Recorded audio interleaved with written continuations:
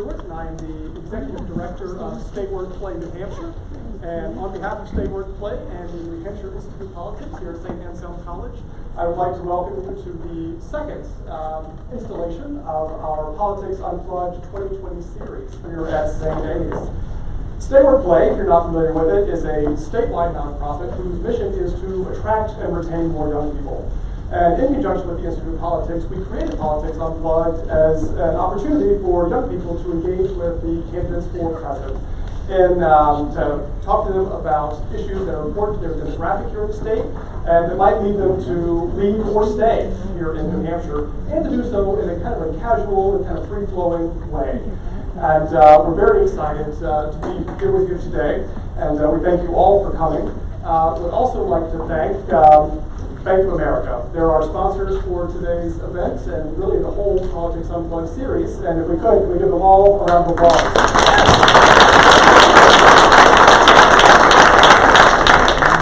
Without their support, this event simply would not be possible. So thank you, Ken, Brian, and the teams. Thank you. Would now like to introduce my co-moderator for today's event, and that is Victoria Adewumi, who is a nonprofit and public health leader here in New Hampshire. She currently serves as the community liaison for the Manchester Health Department, where she creates grassroots equity initiatives and organizes community members in 3 of Manchester's most under-resourced neighborhoods, with the goal of achieving better health outcomes for Manchester and reductions in violence, crime, and toxic stress. As a nonprofit leader, she has led and helped run refugee and immigrant-serving nonprofits for the past 7 years. Victoria holds bachelor's and master's degrees from the University of New Hampshire in political science and international affairs. Please join me in welcoming Victoria Adewumi.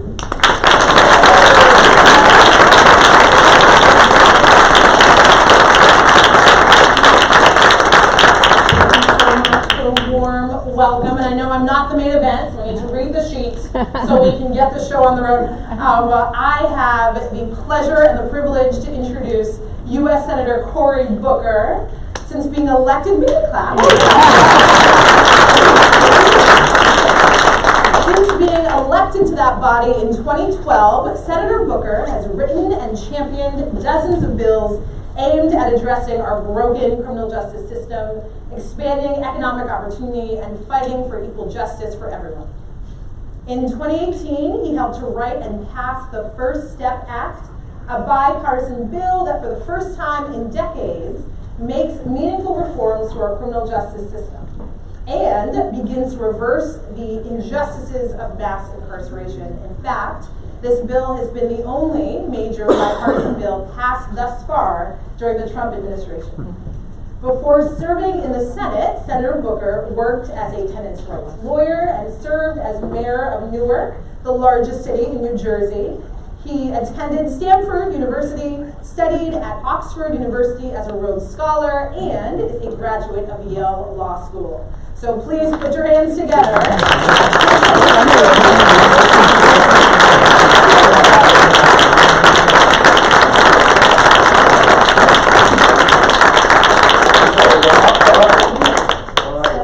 This looks like New Jersey to me.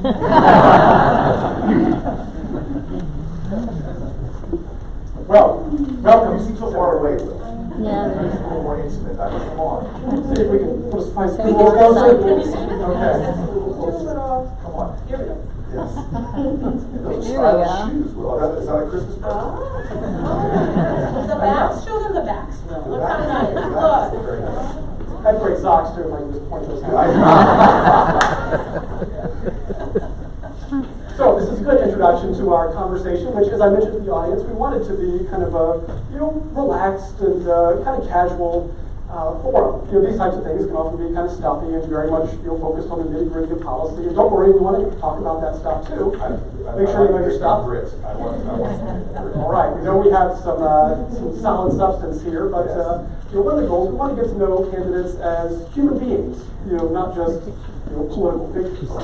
So we want to spend a few minutes kind of talking on that human form, and then we'll jump into some policy. Is this only a one-way thing, or can I ask you a question? I didn't expect that, but I suppose I should. Yes. All right, I'm game. Victoria already offered up a lot of information. I did. Standing off on the Yes. sidelines waiting for your introduction, and she gave some good nitty-gritty here. We'll see if we can work it in. Okay. I get first go, so prepare yourself. Here we go. All right. I can only imagine that serving as a U.S. Senator and also running for president might keep you just a teeny bit busy. Yes. A little bit. Yes. And so we were curious what you did over the holidays. Relax. Oh, that's really like a righteous question because this was literally one of the best holiday experiences of my recent memory because I was weary. My voice was shot. I was up to the 23rd, the night of the 23rd, driving in a big bus, very immodestly wrapped with my name on it all over. and I basically went to the airport, got on a plane to Los Angeles, and I spent with my two favorite women on the planet Earth. One happens to be my mom, Carolyn Booker, who had her 80th birthday on the 29th. And then the other is my significant other, Rosario Dawson, who is a righteous, wonderful soul. And they both saw that I needed restoration, and they were incredibly nurturing to me. My mom made my all-time favorite holiday dish, which is now she makes a beacon, which is her cornbread stuffing. And so we had good food, good times, watched a lot of movies, and just it was an extraordinary experience. Very cool. So you mentioned Rosario. Yes. Now, I know you're a U.S. Senator and everything. Yes. But How do you you somebody who's better known and better liked than you are?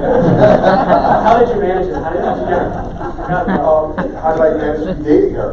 Oh my God! It's like I had no game whatsoever. But we had met each other at a interesting enough guy who was running for governor in Maryland. It was at an event out in LA. We first met there, but there was nothing. But then we had another party that was we ended up being at as well, hosted by, of all people, Sarah Silverman, who I got to know pretty well because when I was in Newark as mayor, I used to do these things to try to get people involved with helping me on missions. So she had come out to do something with me to help stop shootings in the city. And so she had randomly invited me to a roof party with like, hey, would you like to come and have a roof party? And I'm like, Sarah Silverman's right, ready for the roof party. I tried not to be too excited, but I went. And then I get there, and me and one of my best friends in life, who's one of the leaders of the campaign, we both walk in and we see basically every comedian we could ever imagine wanting to be in there. Everyone from Sacha Baron Cohen all the way to Jack Black. And at one point I thought this was a Sacha Baron Cohen's trying to get me or something like that. But long story short, Rosario was there, and I worked the whole night until the very end. People were starting to leave, and I walked up to her and I go, how would somebody get in touch with you? And she's like, you want my phone number? And I'm like, yes, please. And so that was the moment the ignition went through. Yes. I like it. And I just don't know for facts. She may be a famous actor and all, but I was in an Oscar-nominated movie. I'm not joking. Did you know this? I did not know. What kind of fact-checking are you doing? Clearly, my staff has let you down. Will, do you go to movies? Do you go to movies, Will? What's the last movie you saw? Here we go. You know, I shouldn't. I know. Come on. I know. So I'm dating a woman who runs an independent movie theater, and I really hang my head in shame. Yeah. So did you see something in her theater? We saw Jojo Rabbit. Jojo Rabbit. Do you recommend it? 2 thumbs up or? 2 thumbs up. Okay. Well, I'm a movie addict, and I try to get Rosario to see a really movie that I'm excited about because me and this guy always get mistaken for each other, Dwayne Johnson. But she would not go with me to see that. So we were with her daughter and we went to see Spies in Disguise. But here's this great actor, this great thespian.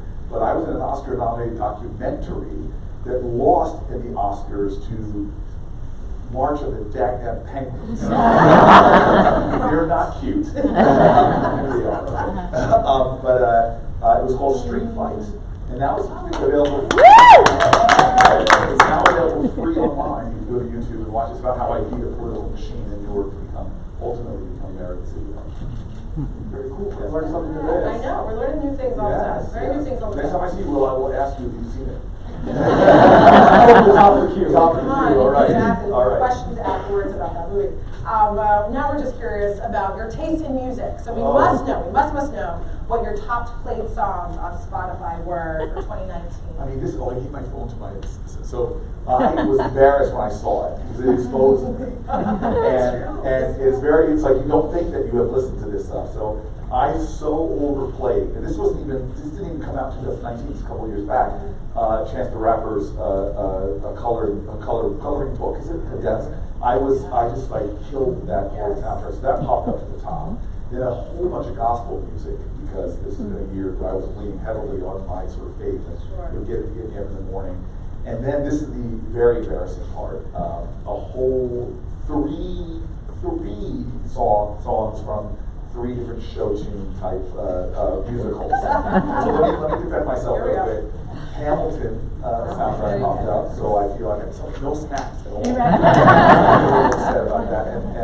And then the second one was the first play, the musical that Rosario never went to go see, which was Dear Evan Hansen, which is pretty extraordinary.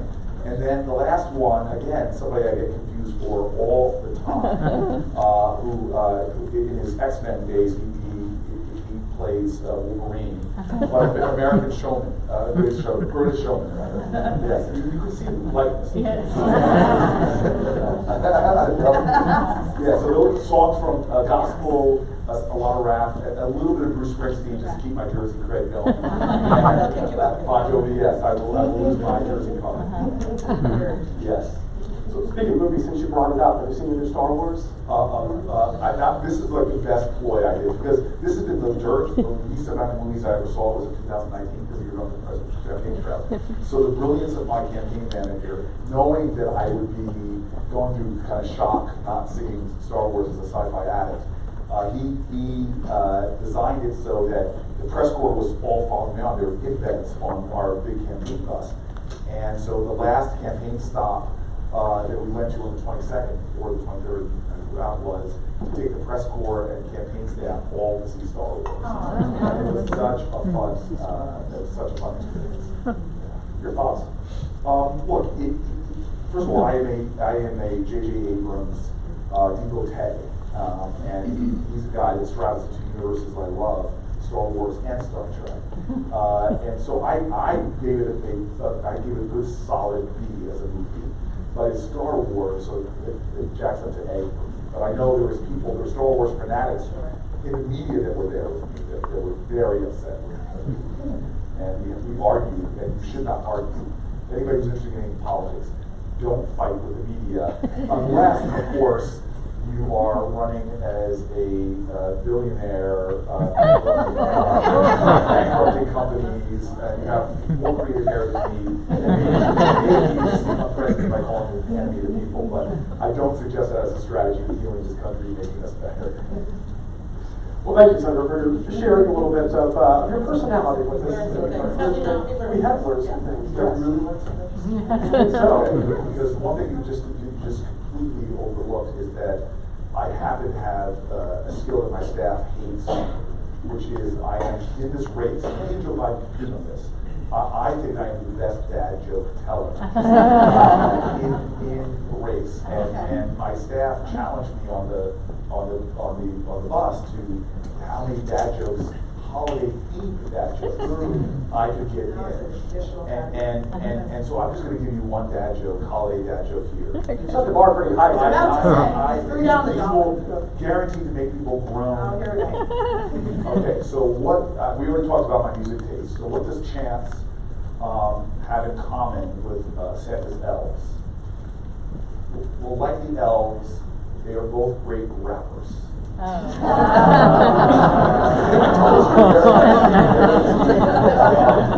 sorry, I just can't help myself. You're just like, okay, good. So now we're gonna talk about some policy stuff. I'm gonna save the audience for more dad jokes. Are you sure the audience want more dad jokes? Stop. I speak for everyone when I say we're all set. So, I get to lead us off with our substantive, policy-focused questions for Senator Booker. So we, as thrilled to have you here, know that there's a lot of important things that are happening in the state. And so one of those is the student debt crisis, which hits New Hampshire particularly hard as being one of the highest student loan burden states for young people in the country. We really think about this almost as if it's indentured servitude that keeps young people from being able to save up, buy a house, really start their lives. So what would you do to address this? What ideas? Well, first of all, this is a national crisis. It is undermining our national strength and competitiveness globally. It has changed a whole generation. Baby boomers around the age of millennials right now, they control about 30% of the wealth in America. For millennials now, they are controlling about 3 to 4% of the wealth in America. They have colossal amounts of debt now for trillions of dollars. And the reason why I say this is competitive is because think about this. The more educated a population is, the more economically competitive they compete against other nations who are trying to compete with us. Well, every one of our peer nations is doing everything they can to lower barriers to college. In Germany, it is between 0 and 4% of median income to go to college. In Canada, it is about 6 to 7% of median income. Here in the United States, it's between 50 and 60% of the median income of the family. And so this is changing our culture, literally. You have a generation of people that now are putting off other decisions. That people who build homes in America see this as a crisis because people are doing that less. So this is a national urgency, and we have to do something about it. And so, again, I'm a senator now, so I'm already fighting this. I have a bill that creates debt-free college that would eviscerate that. I have another bill about something that I think that everybody in this nation should have wealth by the time they turn 18. And I hear from both sides of the political aisle, which is just to give every single child born in America $1,000 in an interest-bearing account. And then every year of that child's life, like the earned income tax credit, it would get deposits into that account based upon their parents' income. For the average, for the lowest income kids, which 1 out of every 5 kids roughly in America is born at or below the poverty line, they would have upwards of $50,000 by the time they're 18. And that would scale all the way down depending on the families. That alone would give kids the ability to go to college, to buy homes, to invest in things that create generational wealth. And so from debt-free college, free county college, from having accelerated loan forgiveness programs for people going into public interest professions, if you're a teacher or a public defender, prosecutor, those decisions that people make often give you less salaries than the private sector, we should be forgiving people's loans and incentivizing people for those decisions. So between my baby bonds bill, my debt-free college bill, between making sure that we have a loan forgiveness program that actually works for people, and then doing things for everybody who's carrying student loan right now. So right now is we have this unbelievable reality where the federal government is profiting to billions of dollars off of the student loan program. They're making money off of the backs of young people. That's going to end if I'm president of the United States. So we're going to make sure that we use that to reduce the debt burden of all Americans. And then people that have financial trouble. Remember, you can't refinance student debt in America. For my first town hall speaker in New Hampshire, somebody raised their hand and they were paying double-digit percentages of interest on their debt. That's ridiculous. When you can refinance your auto loans, your mortgages, that's going to change under my presidency as well. And the last thing is, people have financial crises. And we have bankruptcy laws designed that these financial crises don't destroy families. But the one debt you can't discharge in bankruptcy is student loans as well. That's got to change. That's got to change also. So that's sort of my comprehensive way of dealing with this. But there's a lot of other things that I deal with. I just want to make mention of the fact that we are here because of an organization that's dealing with a crisis that my city was dealing with, which is young people who are growing up in that community, who get opportunities to go on to college, they don't come back. And my city was 60 years of losing its population. New Hampshire's losing its population. Iowa's losing its population. And we see what we see is this pulling of young talent to certain geographic areas where richness of communities and cultures like this are losing out on that vitality. And we have to have a much bigger agenda to recognize the worth, the value of all places. And not only student debt as an issue, but there's so many other things. The housing crisis in America, we have to deal with it. We have a state like New Hampshire where so many people are housing insecure. And and that's the common sense things that we can do. Like we give a mortgage interest deduction in America and I'm okay with that. I support that, but it's overwhelmingly used by people who make more than $250,000 a year. It's taking our collective wealth as a society and shifting it to people who already have wealth. I like that. I'm in favor of incentivizing home ownership. But what about for the renters? Do they get any kind of tax break? Under my leadership, my presidency, we're going to create a rental tax credit where people who want to stay in communities like this and want to teach in communities like this, they should be able to get a rental tax credit. My tax credit bill, if you're paying over 30% of your income on rent, you can qualify for a tax credit. We give 82,000 people in this state a tax break, an average median average of $4,000 a year. And so these are common sense things we can be doing to make communities like this, communities like the one I live in currently, more affordable for more people, more inclusive, and help to stimulate a housing market that also would be beneficial to the real estate. Thank you. Victoria, I know we have an audience question, and we're gonna work in some audience questions as we go through. Yeah, they're gonna have to tell us their last play movie. They should have to tell a joke. Sorry, Senator. But before we get to one, I know Victoria, since we're on the subject of housing, maybe we can ask you to go a little bit more in depth on the housing issue. So it's fantastic that you brought up housing because again, something that people in our state are incredibly conscious about. We know that those rental housing vacancy rates, specifically in New Hampshire, are less than 2% statewide. In some areas, they're as low as 1%. So it makes it extremely hard for young people to stay in our communities, to find apartments, and be able to afford to live here. What do you think can be done to make housing more affordable, specifically for young people who, as we've already talked about, are saddled with student loan debt and oftentimes are getting some of the lowest wages that are currently offered? Again, so a lot of candidates say what they want to do. These are issues I've had a history of having to deal with. I was the executive of New Jersey's largest city. And a lot of the crises, I always felt that we have far more common pain than we know of in America, but we failed to turn that into a sense of common purpose. And I was mayor in the middle of that global recession, talking about the housing crisis.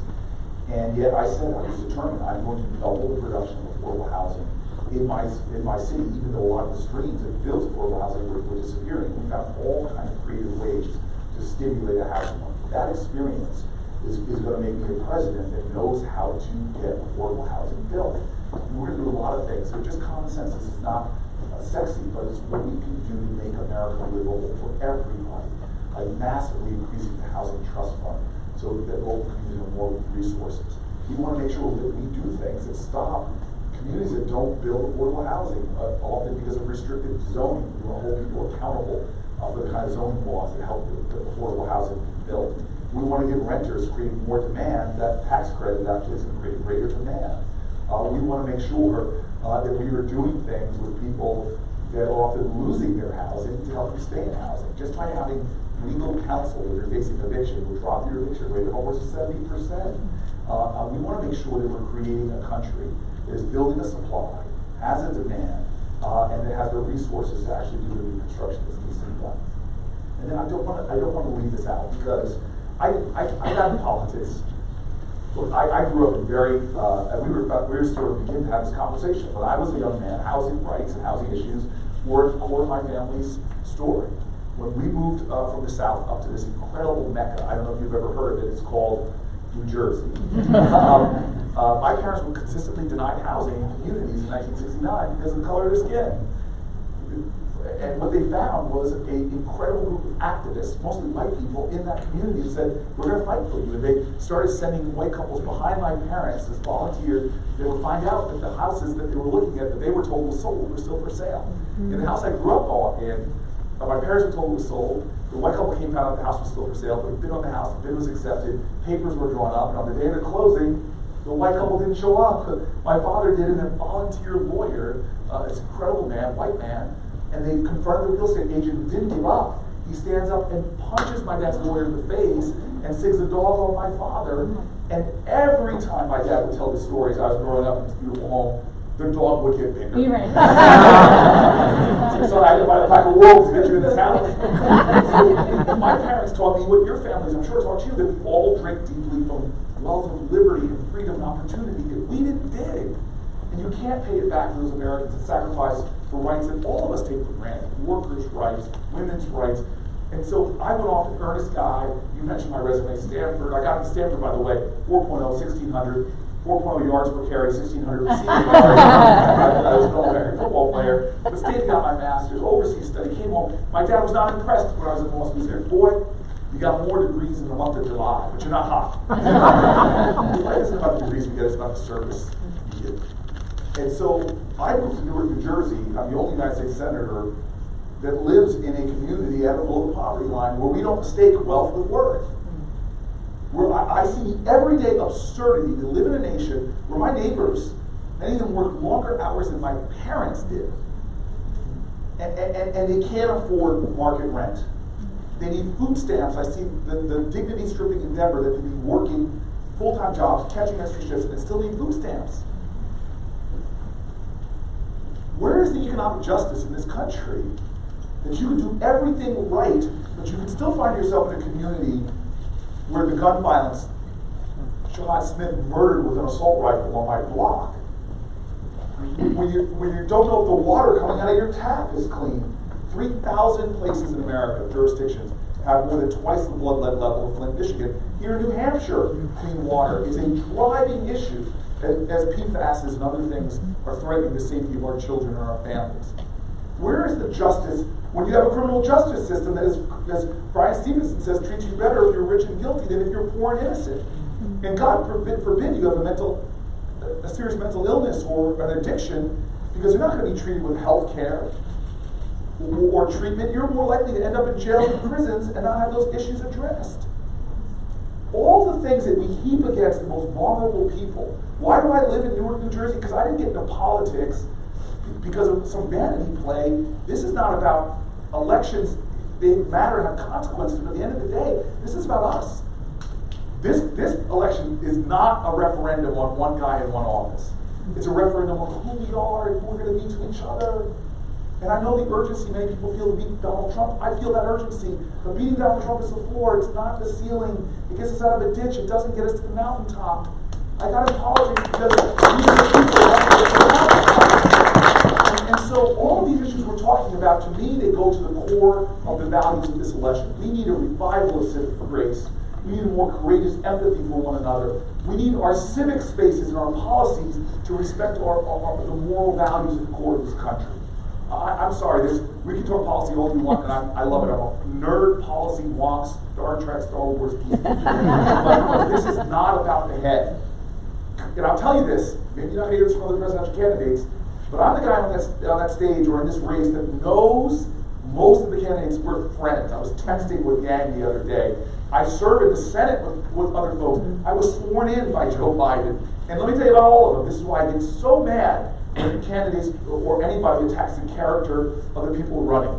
We have great people running in this primary. I work on bills with them. I admire that. Whoever president is better steal the best ideas that people put out there and put them in place. It's not about the head simply. It's about the heart and the spirit. Who's going to revive the spirit? And let me say something controversial that I might lose some of you right now. It's not about how much you hate Donald Trump. In fact, King said this: darkness can't drive out darkness, only light can do that. Hate can't drive out hate, only love can do that. This election, to me, is about the biggest and greatest ideal of this nation, evidenced in people willing to die together, from beaches of Normandy to Goodman, Cheney, and Schwerner, different races, different religions, who died in Mississippi. This is about the real definition of patriotism, which is love of country, but you can't love your country unless you love your fellow countrymen and women. And love is not sentimentality, it's not weak. Love says if your kids don't have a great public school to go to, my kids are lesser off. Love says if your parent is retired and living in poverty because their social security checks don't go far enough, then that is a threat to my family. Love says we're all in this together, that injustice anywhere is a threat to justice everywhere. The leaders in our country that best ignite that moral imagination, like civil rights activists did, suffrage activists did, fighters from Stonewall did, they challenge us to be who we say we are. That's the election that will get us beyond partisan politics to the new American majorities we need to actually solve the great problems of our generation, from climate change to gun violence to economic justice. When we ignite that grace and that empathy, and that love of this nation again, that's when we will make leap forwards and make us truly a nation of liberty and justice for all.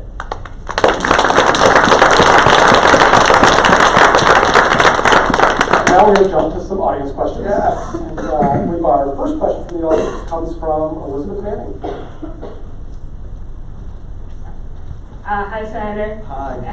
As a supporter of Medicare for All, are you willing to give up the health insurance that you receive as senator and take part in the Medicare program for all? Yeah, look, let me just say right quickly, if I was doing this system from the beginning, we wouldn't have the absurdity we have right now in America where we spend more than any other country on health costs. And millions of Americans don't have health insurance. But it's not just that. There are millions of Americans with health insurance that is not as good as they think it is. We have incentives when people have health insurance that are, we create a system that is incentivizing more costs, which basically say, hey, don't go to the doctor when you're sick because you can't afford that copay or whatever. Wait till it gets really bad and you end up in an emergency room. So I stand unequivocally by this idea that we should have a single payer system. But now here's the thing. This debate we're having about Medicare for all, it is a little bit absurd because the last Democratic president won because of yes, we can. Operative word being we. If you can't get Democrats on a debate stage, all the senators, 5, 6 of us couldn't even agree on Medicare for all, you're not going to pass it in the United States Senate right away either. My community, where people are, I was with Mr. Douglas in Iowa this week, rationing his insulin because he can't afford it. Again, really bad incentives because people like that often end up in hospital emergency rooms costing us more. This is about not sacrificing good on the altar of some kind of purity. Because people in communities that are vulnerable need good every single day. So as your president, making commitments like that, yeah, when we get to a system where everybody should be in that system, but right now, that's a little bit further down the field. Sorry to use football analogies, I get stuck in my mind from years of doing it. My job is to every single day of my presidency, fight to lower costs and expand access. And I'm telling you what I will do for you, which I'm confident I can do in my first Congress. Number one is I can drive down a whole lot of costs. Because Republicans and Democrats, we overwhelmingly agree we should not be in a nation where people put aside the cost of their prescription drugs because it's too life-saving prescription drugs because it's too expensive. We will drive down prescription drug costs. Not stopping there. The previous president, let me tell you, I miss Obama, and I miss her husband too. He's all right. But President Barack Obama, who married up like I want to do, he was one vote shy of lowering Medicare eligibility to 55. I think we can pick up that vote now because more consciousness have shifted to, hey, you know what, it's actually going to lower the cost of private insurance because you're going to pull a lot of older folks into Medicare. There are so many things that we can do to pick up the torch from the Affordable Care Act and the work that the previous president and Congress people did and get it farther down the field of lowering costs, expanding access. Further to the day that I want to get to in America where healthcare is a right. But these debates that seem to be slicing and dividing Democrats, I'm sorry, the real test of the next leader in our party will be who can build bipartisan coalitions to get things done. And my record in the United States Senate, heck, my record as mayor, when I was mayor, you never heard this guy, but the governor of my state was a Republican named Chris Christie. And we didn't hate on each other the entire time.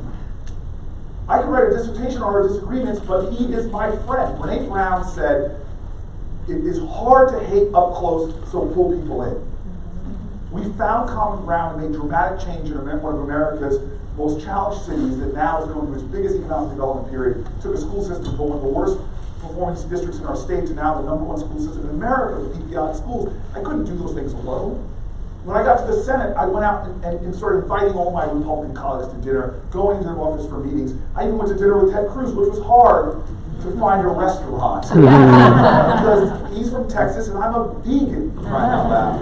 I go to Bible study in Chairman Inhoff's, a right-wing Republican's office, and just to get to know him around matters of faith. And I saw a picture in his office of a black girl, and that got my attention. I'm like, all the assumptions we make about people on the other side of the aisle, I want to know who it was. It was his granddaughter.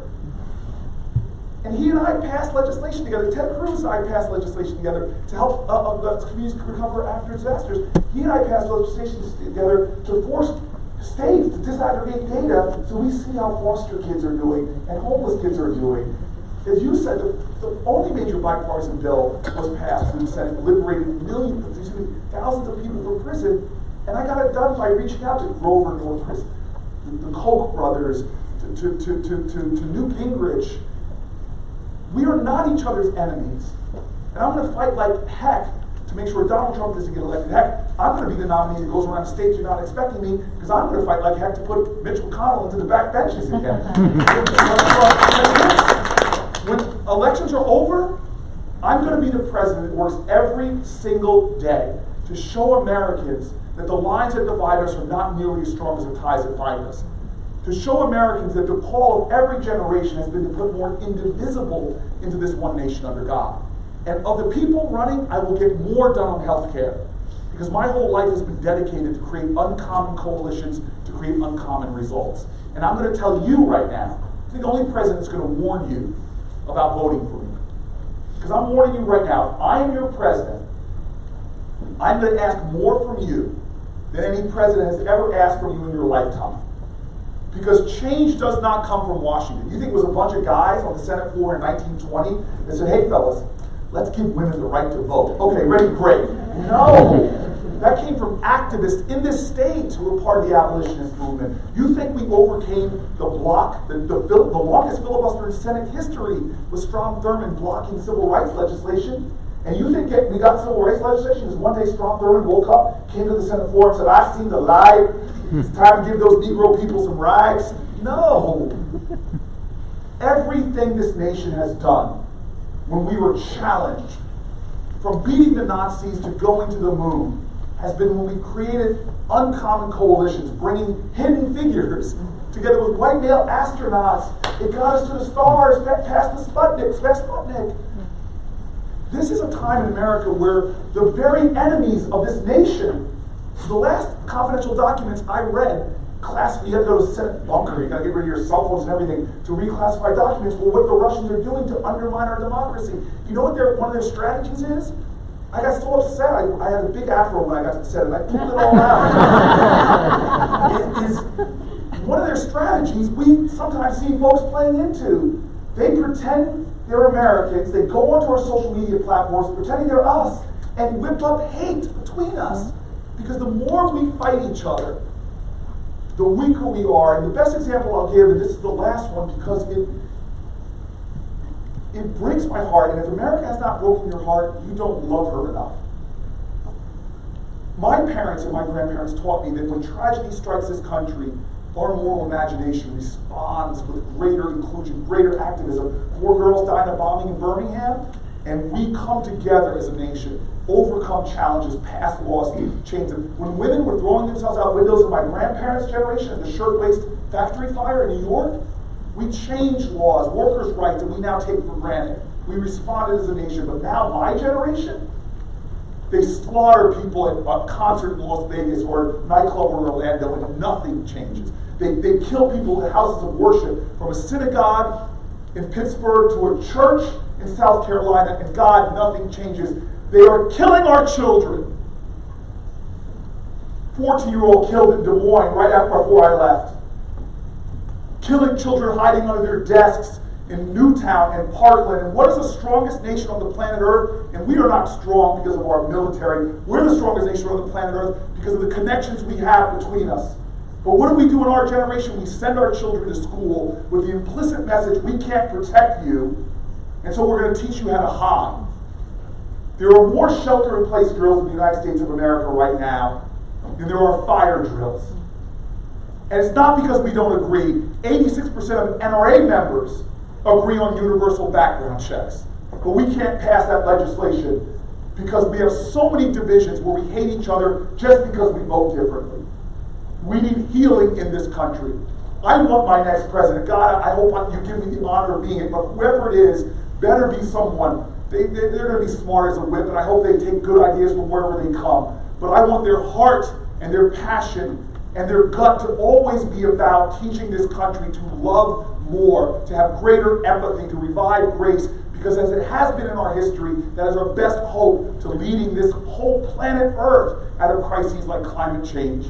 We are called to be, as a prophet once said, the light unto other nations. And the only way we can do that is to manifest brilliance, to manifest the light that comes when we come together as a nation and understand that that truly is the call of a nation whose very hallmark is e pluribus unum.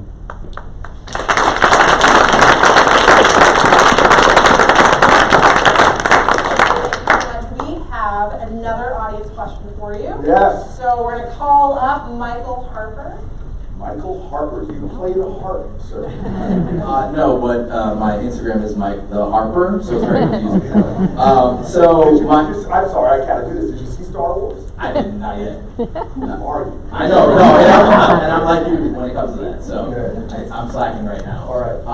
But thank you for taking us to church right there. That was awesome. And actually, my campaign's help, so I might pass a collection plate. you already came around. But first and foremost, thank you for being here. And I really appreciate you just being in this race, fighting to represent all Americans. We saw what the last debate looked like. My name is Michael Harper, and I work for a national service organization called City Year. At City Year, we work to build the beloved community as described by Dr. King. You already been hitting so many things on this. I'm like, why were you even asking this? But with that in mind, and given the current political climate, and also just my concern for the soul of our country, and I'm 30 years old, I have a long time to be an American, to continue to be an American. I worry it feels like we're on the path to idiocracy sometimes, especially when tweets are becoming, policy. So my question to you is, how do we restore civility and bipartisan cooperation in a post-Trump America? And additionally, how would a Booker administration promote and apply these values in a situation where Democrats control both chambers of Congress? Where Republicans might control it. It'd be cool if you could answer it both ways. So if we have a Congress where it's mixed, that's a significant challenge. But I'm a relatively moderate Democrat, and I'm actually more concerned on what it looks like when we have complete control to do whatever we want. How do we still, in the spirit of bipartisanship, work across the aisle? Is it a Mitch McConnell, we'll do anything, it doesn't matter, we're just trying to destroy, their legislation, their plans, or is it, we need to do everything we can, and how to incorporate the ideas of some of our conservative members of Congress? Well, remember, the Senate was designed to be a place that was a cooling dish of popular partisan even tensions. It was set up to be not a majoritarian body, but as it was evolved over the years, you needed like 60 votes to get things done. This has been ripped apart by Mitch McConnell, who they just passed one of the biggest tax bills in our country, not through 60 votes, which demands usually for bipartisanship, but through reconciliation using this 50 vote threshold. The next thing you know, you have a tax bill that goes through the overwhelming benefits the wealthiest of us. On judges, Supreme Court judges, they used to have like a 60 vote threshold. And I was in a law school. People used to know if I'm going to become a judge, I got to moderate. I got to be a sort of a common sense centrist. Now, because it's only 50 votes, you got to perform for the win. That's why you see people literally try to do everything they can to show how extreme they are, and that's now the standard for not just the Supreme Court, but also the Circuit Court as well. So you see this erosion of a body that was created to stop that from happening. We've got to restore the ideals of you saying, forcing us to find that common ground. Now that's my whole career. Literally, the book I wrote a few years ago is called United. Trying to let folks know that we're not going to, as the old African saying is, you want to go fast, go alone. If you want to go far, go together. And so just so know, it's a mission of my life. But I don't want to stop there. Because again, pushing everything I can back on you all. Because what I see from time to time, from my own behavior, my family's behavior, people here, is that we are mirroring exactly what's going on in the world. We're not everybody should do a social media audit. Like when you're posting things about people, what are you saying about other folks that disagree with you? Or are you bringing civility into the space? Or are you pulling people in? I got into this spirit for a while now, letting other people handle a lot of my tweets and stuff, but when I was doing my crazy social media, if people cussed me out, people would say like F you to me, and I would say, look, I love you. And I remember I'm walking through my Senate office and the telephone's, one of my staff says, I think you need to take this call, or I might have just grabbed it from him, I can't remember exactly, but it was a guy who says, I'm so-and-so, I'm a veteran, and I don't agree with anything you say, but I said something to you I shouldn't have said, and you tweeted back, I love you, my daughter saw that. And I felt like I needed to call and apologize for what I said to you. And I took a call and I said to the guy, I said, look, God bless your daughter, and she probably can teach us both something. And I said, but sir, I want to challenge your presumption that we don't agree on anything. I started walking through issue after issue after issue that I knew were bipartisan things, and we found a lot more agreement. And so what are we all doing in our lives? Sincerely, if nothing will change unless we do, what are we doing in our lives to pull people in, to challenge this issue? Because right now, even as consumers of media, we're adding to this. Van Jones is a friend of mine. I've known him since law school. He had a TV show called Crossfire. Him and Newt Gingrich sitting close to each other, pull people in. They became friends. They decided that they were going to start the last segment, there's usually 3 segments in these shows, is going to be called Ceasefire, on things we agree on. You know what the producers did? They stopped them from doing it. Because viewership went down. We have people that are profiting, corporations that are profiting off of our divisions and trying to whip them up along with Russians and all these other folks. That's not the truth of American society. And so this whole thing, if you walk away with anything, I hope it's, hey, that guy's not really funny, but, but he's campaigning from the heart and the spirit. He's smart enough, but you know what, he'll find great ideas when he's president. But I hope the other thing you take away is he challenged me. Because even me who preaches about love, preaches about kindness, everywhere I go, I do believe this, it's the spirit of this. I love our vaunted Constitution, but Judge Lernhan once said this. Lots of countries have great constitutions, but they fail. It's the spirit of the people that make those words really mean something. Because the Constitution itself, don't think this is blasphemy, but our founding documents were kind of flawed. Native Americans were called savages in the Declaration of Independence. African Americans, fractions of human beings. Women were second-class citizens. What has made our documents live is the values of the people of our country. But we all are failing, all of us are. And the last thing I'll say to you is just an example. Look, I am a vegan. How do you know somebody's a vegan? Don't worry, we'll tell you. But the guy who drives me a lot when I'm running around New Jersey is the guy who grew up in the projects in Newark, went off to the military, came back, joined the police department. When I was married, these guys drive me. So we have been in cars for years. We have non-verbal communications. We were driving by this place, I don't know if you've ever heard of it, called McDonald's. and he looks in the rearview mirror. I give him a look of shame, and he knows that's the signal to turn into McDonald's because the flesh is weak. And this was before I didn't know McDonald's French fries were vegan. Hit the McDonald's French fries. I got 2. All I wanted to do was go home and unbuckle my pants and watch TV. and yet there was a guy in the dumpster who was looking for food or trash can, and he knows when he stops the car, I roll down the window, and I say, hey man, you okay? He tries to brush me up. Come on, man, you need something? I said, what, you need anything? He goes, I'm hungry. And I'm a guy again. I say, before you tell me about your religion, first show it to me how you treat other people. My religion, I think Jesus said something about it. You have 2 McDonald's French fries and your neighbor has a fry. So I asked him to come over. I give him the fries. I think it's the end of it was a sermon on the McMount, if I haven't really. I'm sorry, jokes.